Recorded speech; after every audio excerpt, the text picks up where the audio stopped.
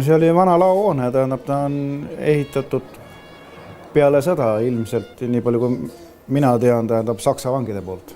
Eks ta kuulus tol ajal linnale, tähendab, ja hiljem tähendab siin 80. aastatel oli siin mingi Orsi ladu. Mina ostsin ta vabariigi algul enampakkumisel. Tol ajal me tegime Kohtla-Nõmmel, aga Kohtla-Nõmmel jäi kõik ju vaikseks, tähendab see kummiremondi tehas likvideeriti, tähendab, ja tuli vaadata ikkagi siia keskusele lähemale see töökoht. Tuleb teha seda, mida oskad teha.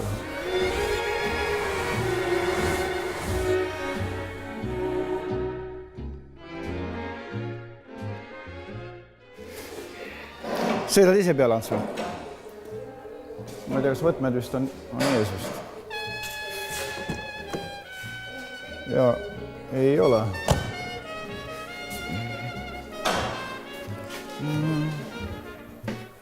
Võib-olla need sobivad.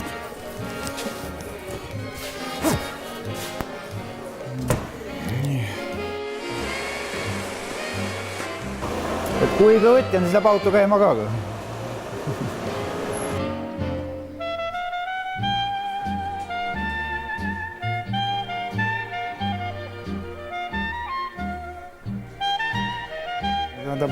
Mina olen oma elu jooksul päris mitmeid ameteid pidanud. Olen autojuht olnud, olen elektrik olnud, olen maaler olnud, Lexep, olen ITP töötaja olnud. Ja nüüd lõpuks enda väikest firmat, mida ma pean. Kujutan ette, et tähendab sellest majast mingi 10-15 inimest kindlasti on läbi käinud kusagil. Aga ettevõtte mul oli tähendab 90-ndatel tegelesin ka veel kütusemüügiga koos Alexelaga. Õigemini olingi diilerfirma, et siis oli päris 3-40 töötajad ettevõttes.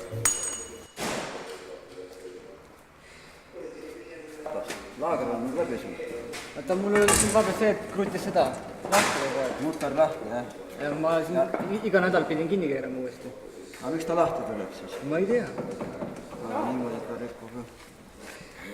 Ta loksub, nagu sõnniku vangama.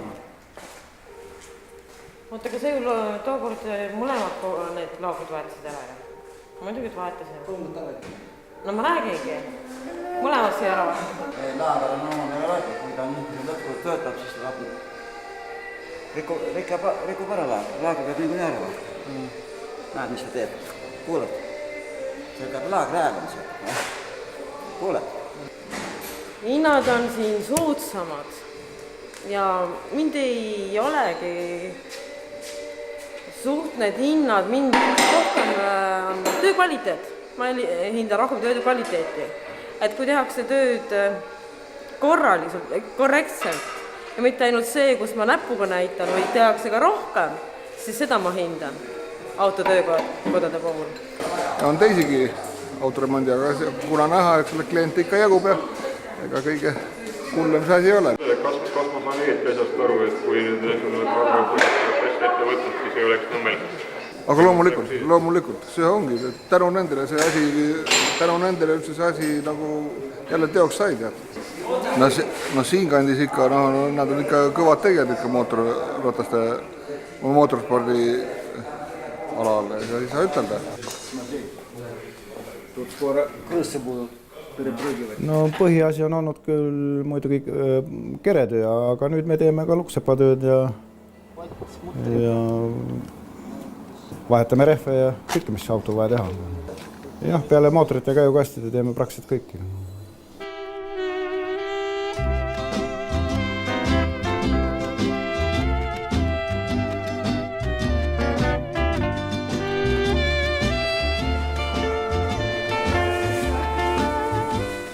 Ega ta pikka elu ei ole, kui ütleme, selle küljeukse alune serv oli selline. Siin ei ole muidugi enam midagi jätta. See tuli vahetada.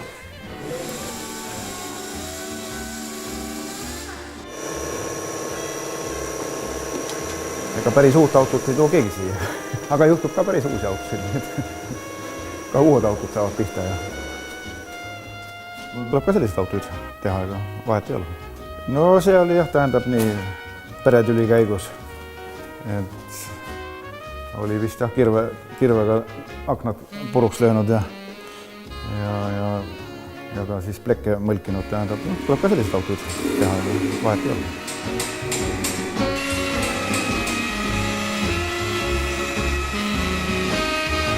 Ma olen sündinud, tähendab, Venemaal, Siberis, Krasnojarski krais, Hakaskaja autonoomses oblastis, Belojari külas.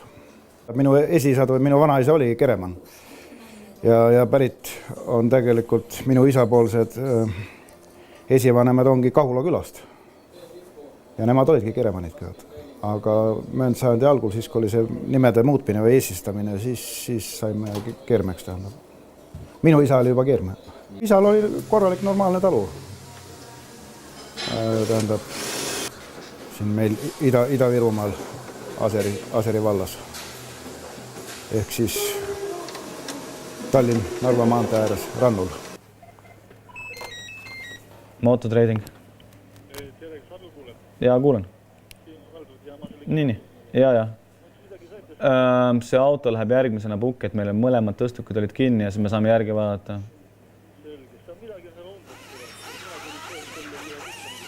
Okei, no me vaatame järgi siin, et kui saame mingit info, eks ma sellistan kohe. Okei.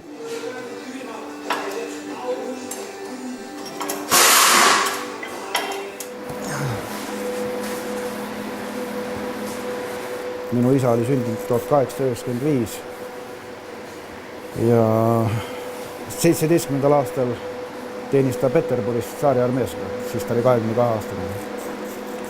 No ta tegi, isa ei olnud mitte ainult põllumees, ta oli ka puutöömees ja ta tegi uksed, aknad ja sellised puutööd tegi nagu kõik ise, nii et kolmanda maja ehitas ta nagu Siberis endale, et nagu sest keegi ei teadnud, et üldse sealt kunagi tagasi saab. Tähendab, ega algul oli põrgu, tähendab, ega viidi, nii nagu kõik, keda siit viidi, ei olnud õiget elamispaika inimestel ja tähendab, keda kuhu pandi, aga hiljem, isa ehitas seal juba 3. maja, tähendab, kus me viimati lahkusime Siberist. 58. aastal, kui me pääsesime nagu sealt perepäesest tulema, siis augustis ma sain juba 6, nii et 6-aastane poiss mäletab päris palju juba. Siis tulime tagasi, jah, siis läksin Ranno, siis oli Ranno algkool, tähendab 1. klassi, kus ma lõpetasin. Aga isaga oli nii, et kuna Ranno oli piiritsoon, siis isa ei lastud üldse sinna elama. Meie, tähendab, ema lastega saime nagu Rannule jääda, aga isa tuligi Jõhvi, kirjutas ennast sugulaste juurde sisse ja hakkaski Jõhvis siin maja ehitama. Ja tänu sellele me siia Jõhvi nagu sattusime.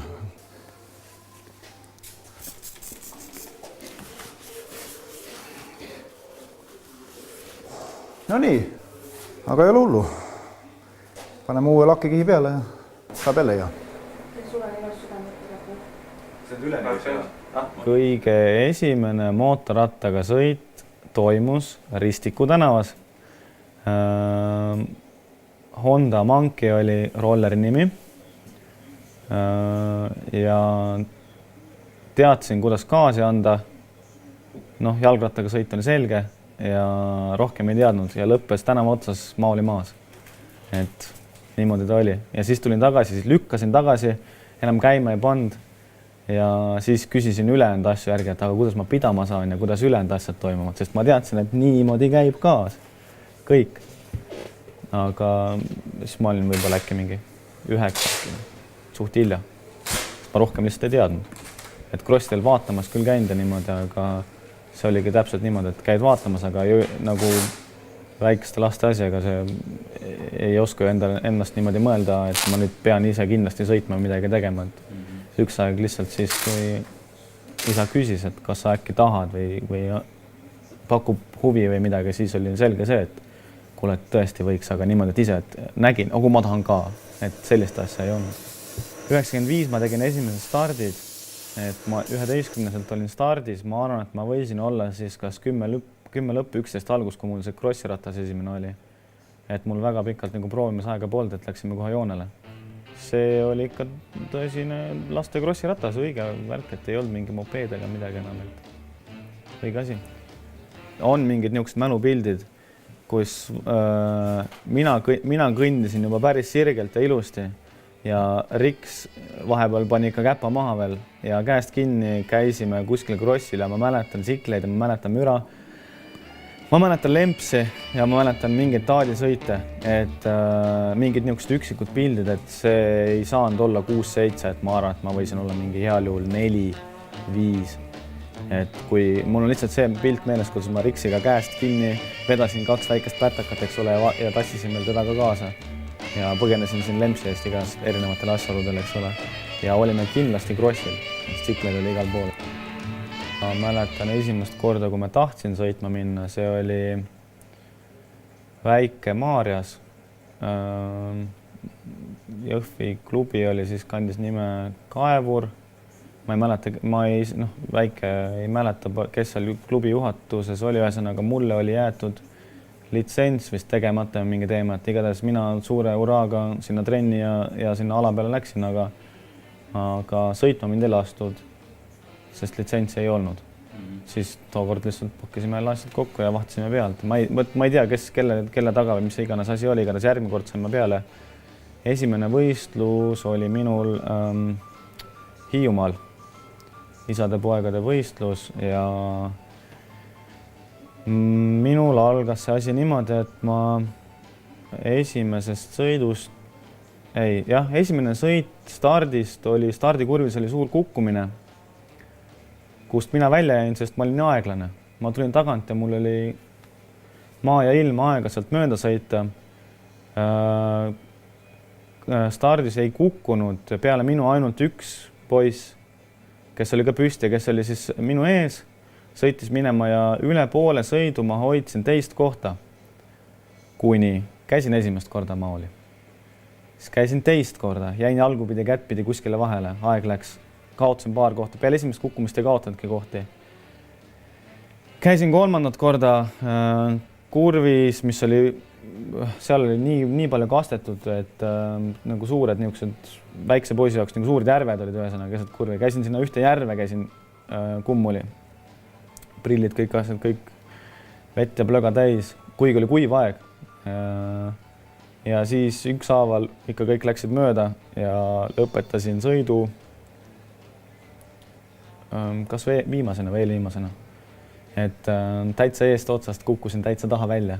Ja teises sõidus vist olin terve sõidu. Ma isegi ei mäleta, kas ma olin täitsa viimane või viimane. Et niikuinii see esimene aasta nagu enam-vähem seda pidi käis, et kui juba kedagi võitsid, siis olid üliõnnelik, et seal said. Aga sellest seltskonnast, kus mina alustasin, on nagu väga kõvad sõitjad sealt välja tulnud, et samad Leokit, Tanel Aigar ja Laansu Juss, eks ole. Et mul on kõik ühe aastakäigu poisid oleme kõik, et mul nagu mingit häbi ei ole vaja tunda, et ma nende järgi seal taga olin. Väiksena kõige põhilisem ongi see sõidutehnika omandamine, eks ole. Et selle sõiduoskused nagu selgelt saab, et olgu siis nende jõudude ja vastupidavustega nii kuidas on, eks ole, et see niikuinii aja peale tuleb. Aga et sõidutehnikat, kui sa noorena ja väiksena ei õpi, siis sa vanana mingil juhul seda ei omanda. See on täiesti selge lihtsalt, et on selge see, et on üksikuid erandeid, aga üldine reegel on jah selline, et kes lapsest peast pole sõitma õppinud, see vana seadus ei sõida. Kõik.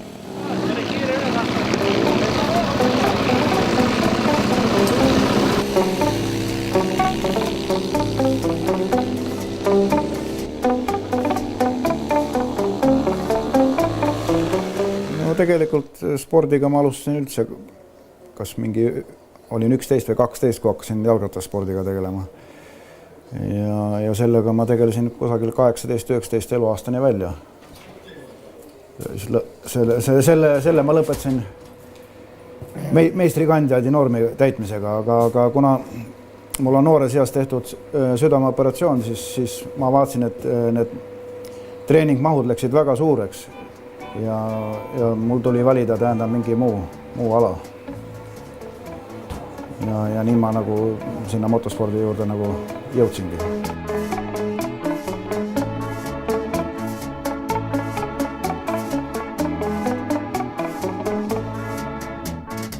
Noh, tähendab, eks selle ma sain võib-olla vanemalt vennalt, tähendab selle mootorite ja autode vastu, aga Sikli vastu oli mul naabrimees, oli, kes tegeles nagu Jaan Anton motospordiga ja siis hiljem ma sattusin nagu motospordi maailma.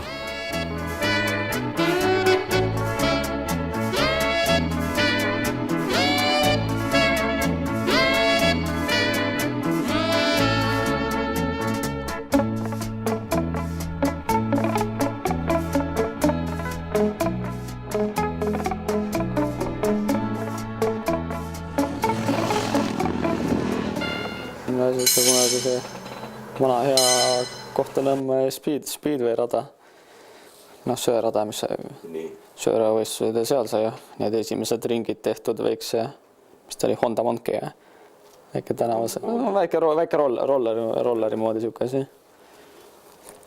Sellega sai kunagi seal alustatud, et need on kordamööda seal sõitsema. Kõik on see Nõmme klubis seal päev läbi oli, siis tegevust oli vaja. Siis algus oli seal nii-öelda ovaali peal ja pärast seal klubi eest oli ka väike rada, siis sai seal harjutada. Esimene võistlus on meeles.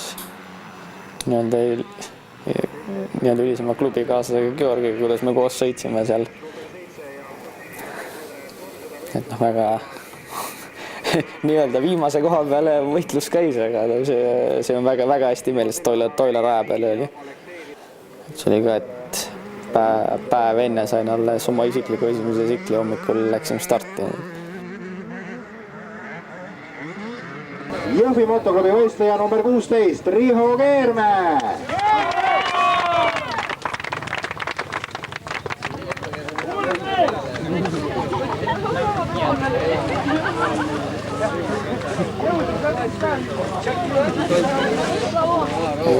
Start on, siis ma esitan ikka mõte, et saaks alguse esimesena minema, et teiste taha ei taha jääda, sest kiirused on nii erinevad juba, et me lihtsalt tuleme tagant ja kui karmid tööd lihtsalt sõidame üle kelleski.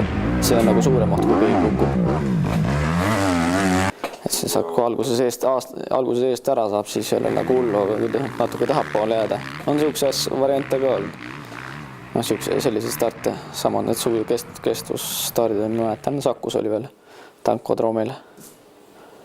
Et seal oli ka palju me stardis, oli üle 200 oli stardis. Ja sain viimasena minema. Ja siis esimene, seal umbes 8 kilomeeter ring oli, siis esimese ringiga sai umbes 100 sõitest mööda sõita, et see on oma ette katsumus juba.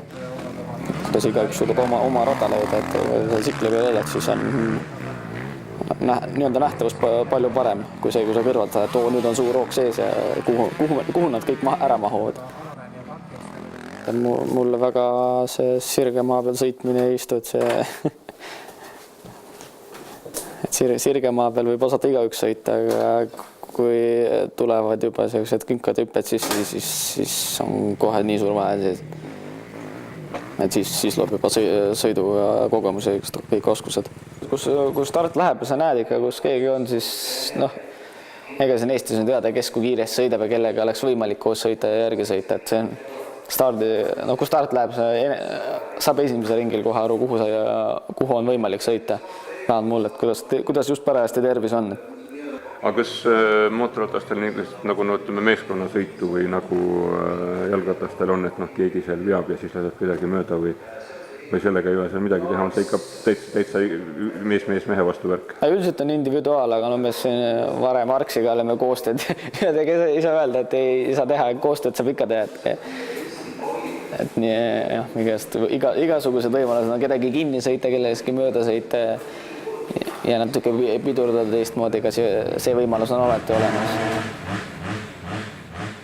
Kohe kindlasti saapad peavad olema, põlvepaid kaitstud peavad olema. Lihtsalt endal on juba palju kindlam seal sikli selles olla, kui sa tead, et oled kaitstud, väga kaitstud ei ole keegi. et nii-öelda õnnetusi tulles, aga suurem osa vigastus hoiaks ikka ära. Rinnakaitsmine, kiiver ja prillid, mis peavad olema kindlasti olemas. Täna piltsi kotti ei löönud. Eelmine kord, kui panin, siis ikka lõi mustaks ära kohe. Mitte midagi ei mäletanud. Sõber äratas üles. Tuli ligi, toksab niimoodi, et kuule. Tegin silmad lahti, esimene küsimus, sikkel on terve. Ja see kukkus täpselt sumbutaja peale, kõik puruks. Täna läks hästi, täna kukkus õigus. Ta ei lase olla. See koht on kõige valusam. Ja õlg on valus. Aga see sõitmist ei takista, varsti lähen ikka peale. Silma küsib ka kinni, see häirib. Varsti paistab väike kõht. Jalgpallurid, nad jooksevad, ajavad mõttetult karjakesi ühte nahkpalli taga. Aga meie sõidame igaüks oma sõituna. Kui võita tahad, siis pead elama, saad aru või? Ei ole siin mingit kuradi memetsemist. Kukud püsti, sikkel käima edasi. Kui kuradi jalad all on ja näpud otsas. Vigastusi üks on olnud, luumurde. Väga ausalt on üks olnud, ninaluu, mis aastad tagasi. Siis on kivi muidugi võistluse ajal, aga see on ka väike asi.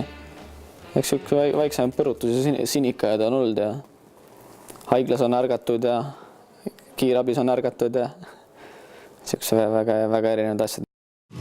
Aga mis on kõige tähtsam selles tsikli sõitmise juures? Tagaajamine ja võit on oluline. Aga pealtvaataja jaoks, mis kõige olulisem on? Kui keegi kukub, on lahe.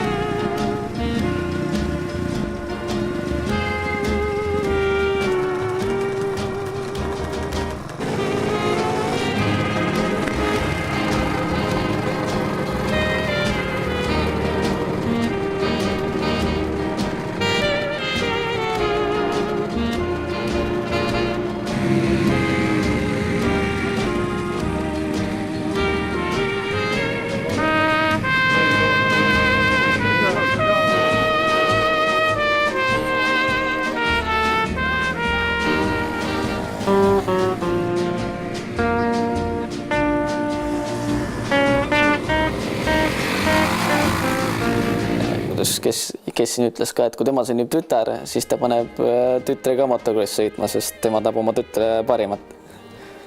Ja sama on ka poistel, et mina isiklikult ei tea ühtegi paremat asja, mis oleks võinud juhtuda. See õpetab nagu igatpidi ennast. Olgu see siis tavaelus või käitume. Ootasid kommentaarid rajalt? Okei. Puhas. Ai, mahud sinised. Kuradi rinna aina ei kaitse eriti midagi. Tahtsin minna kiiremini, aga ma julgen teisest korda. Oleks muidu saanud küll, sest ei olnud üldse raske. Tähega käinud.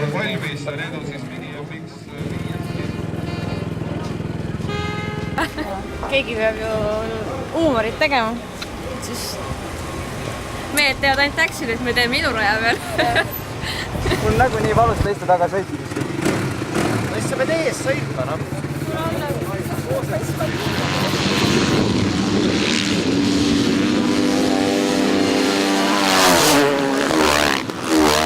See on kohtuliku äranägemine järgib seda. Jah. Sa ju siit näed üleval näeb, kui lähevad kurrusse.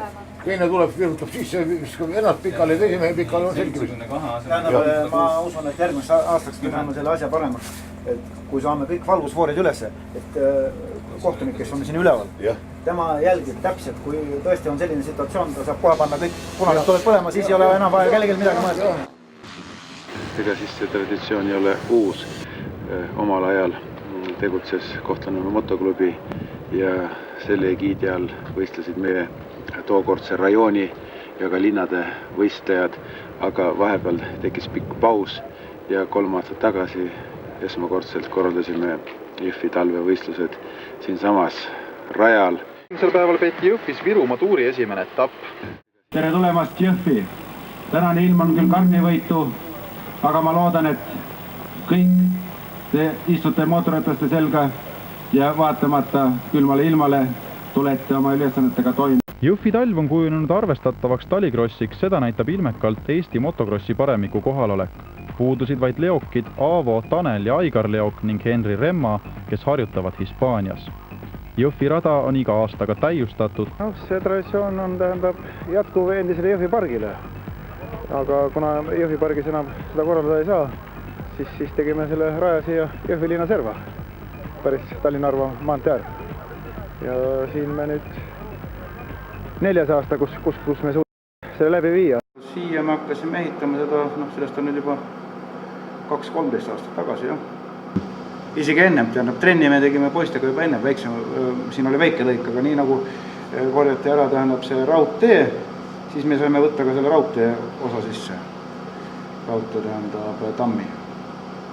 Rada oli kuskil 1500 meetrit, 1400-1500 selle vahe sisse kuskil. Nii et ta vastas täielikult nõuetele, mis oli tolle. Ja talviseks motokrossiks ta oli väga hea. Me tegime seda ühiskondlikus korras. Ja osa mototreiding ja motoklubi ise, me ise oma jõududega tegime seda rada. Ja ka mingil määral siis ka linnavalitsuse toel tol ajal. Saime siin nii liiva kui ruusa, mis oleks läinud nagu prügimäele. Ka üldehituse maksumus oli tol ajal, ma lasin selle ära hinnata, kui teda oleks lasknud ehitada, siis ta oli Eesti kroonis tol ajal kuskil 500 000. Mul on see kalkulatsioon tänase päevane alles. Ma lasin Pärna Peebu selle teedeehitaja selle ära hinnata, palju oleks olnud see töö maksma läinud, kui oleks teda lasknud teha. Mingi 8 korral pidasime siin vabariiklikke võistlusi. 10 aasta jooksul, aga üks talv jäi ära, et läks sulaks ja üks talv, ma ei oska nüüd aasta arvu öelda, läks selle liiga külmaks.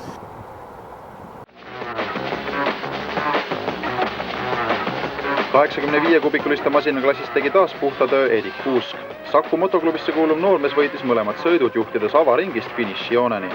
Teisele kohale tuli Georg Allikas ja 3. Argo Keerme. Täna vähemalt minu nägemus järgi võistlus läks korda. Ilm oleks võinud olla veidi soojem, liiga tuuline oli. Head meelt teeb see, et ei ole nurinat raja suhtes, paistab, et võistlejad kõik on selle rajaga rahul. Kuigi see rada oleks olnud pikem ja suurem, aga paraku maad lihtsalt rohkem ei ole. Täitsa normaalne Eesti tingimustes. Hüppeid on, ei ole niisama sirgete peal jõutunud. Eestis tehakse talvel palju seda viga, et jäetakse krossi rada välja, tehakse põllu peale edasi ja tagasi. No mis motokrossi on? See on juba nagu ringrada. Täiega sinna, täiega tagasi, et nii ei saa. Siin on hüpped sees ja rada. Võiks laiem olla ja pikem, aga väga hea rada. Oma esimese medali 250-kubikulise rattaga võitis 16-aastane Argo Keerme. Poegadega ma olen teinud tööd juba 7 aastat. Ja need medalid ja karikad on tulnud teiseski klassis, nii 60 kui 80 klassis. Aga nüüd, kus ta nüüd kuu aega sõidab juba 250 mootorrattaga, siis see oli jah esimene. Ta sõitis möödunud suvel 125-ga, aga see ratas ei olnud päris uus ja oli palju katkestusi ja ta ise nagu ei tahtnud enam seda 125-st, aga tahtis juba 25 töölt, kuna ta on suurt kasvu poiss ja küllalt parasjagu tugev ka ja soovib nagu 250 paremini. Jah, see on esimene suurem saavutus. Pole nagu saanud sõita õieti veel. Eelmisel talvel sõitsin alles veel 80 klassi, 2 klassi väiksemalt. Aga kuidas sulle istub see klass? Väga meeldib. See sikkel on minu jaoks. Milline sikkel sul on? 250 Kawasaki. Külm oligi see ainus raske selle juures, sellepärast, et käed läksid nii jääs, et ei saanud enam siklit õieti kinni ka hoida. Põhiline trend toimubki siin või siis lähedal Narvas ja vähemalt 2 korda nädalas. Viimane lõpp ikka tihedamini, 3-4 korda. Lihtsalt kooli pärast lihtsalt tihedamini ei jõua, et see on ainuke takk. Külma trotsinud pealtvaatajate seas oli samuti pinge kõrgel, sest kõigi vahel loositi välja kasutatud sõiduauto Lada.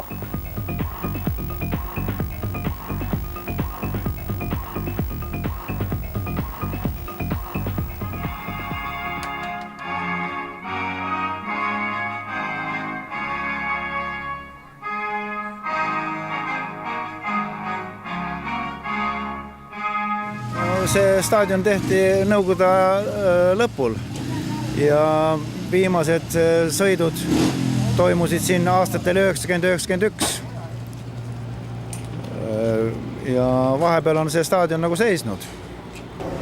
No kuna Jõhvi rada tähendab, see kaevati läbi ja ta jäigi nii lõhutunud, et siis oli mõistlikum tähendab tulla siia Nõmmele, kuna vana baas ja vanasti ja siin on ka aastakümneid sõidetud siin Kohtla-Nõmmel. Et mõistlik on tähendab siis arendada seda motosporti siin Nõmmel, et tähendab nii speedway'd kui ka krossirada uuesti ära taastada. No taastasime tribüünid, taastasime nüüd elektrisüsteemi, aga noh, siin on veel tööd palju veel, et ta nüüd lõpuni viia, et kõike nagu korraga ise oma jõududega ei jõua. Me taastame praegu seda spordiala, mida Eestis viljeldi paarkümmend aastat tagasi, aga mida näiteks Skandinaavias viljeldakse massiliselt. Ta on kiire, ta on huvitav, ta on pealtvaatajale hästi jälgitav. Aga kallis? Nagu spordialad, motospordialad kõik, eks nad on kallid, aga mitte kindlasti on see spordiala võib-olla motospordialadest isegi odavamatest. Miks ta siis välja suri? Või hakkas välja surema? Jah, et üks küsimus on kindlasti radadest. Et selleks, et seda spordiala viljeleda, on vaja võimalusi, vaja rada, on vaja tehnikat, on vaja huvi. Räägitakse sõõrajasõidust, räägitakse hipodroomsõidust, on neil mingi vahe ka või? Rajapikkus, hipodroom on peaaegu 2 korda pikem, et siin on 400 või 450 meetrit, päris täpselt ei teagi, et hipodroom on vist kilomeetri jagu. Ja sõita saab igasuguste motorratastega, on siin kõlkvankrid ja kõik teised motoriklassid. Mingi kart ka on või? Ei, need on kvaadid jah, et kõigil millad rattad all on, et palun väga. Kõik, mis krossiradade peale sobivad siia samamoodi, et päris spetsiaalasju on siin täna ainult paar tükki äkki. Nii et see on hästi vaatamänguline ja võiks nagu Eestis seda rohkem teha. No loomulikult publikul on päris huvitav vaadata, et siin olid ägedaid möödumisi, põnevaid kukkumisi, et igasuguseid erinevaid sündmuseid. Mina kui tavaline krossisõita, eks ole, et minul see füüsiliselt mingi suur näitaja siin ei ole. Aga närvidele paneb päris hea koormuse.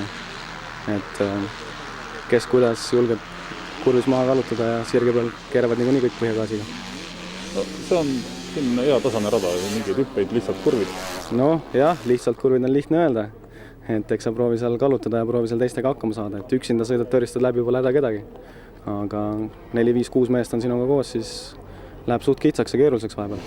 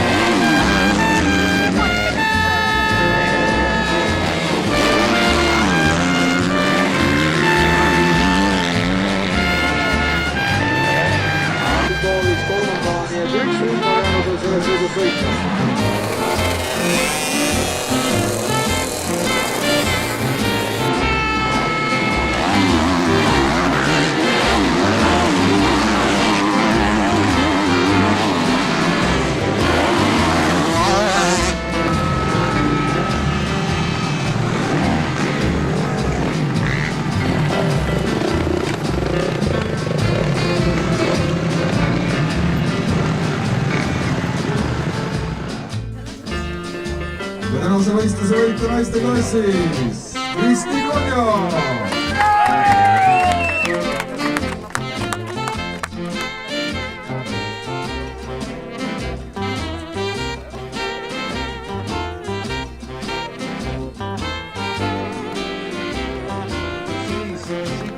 Kristin Kolja.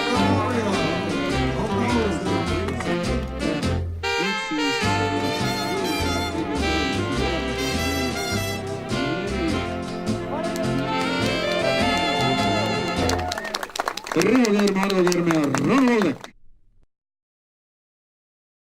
mille kuradi pärast sa seda teed? Aga ma olen seda eluaeg teinud ka ja ma olen seda teinud vanasti enda nimel ja enda tähendab tervise nimel. Ja nüüd ma olen teinud seda oma poegade nimel ka, et noortel on tegevust ja ka tähendab sõpruskond ja tähendab, kes on asjast huvitatud. Mille kuradi jaoks huvitav ja lihtne, hästi lihtne. Muidu oleks õhtuni sama kodus passima.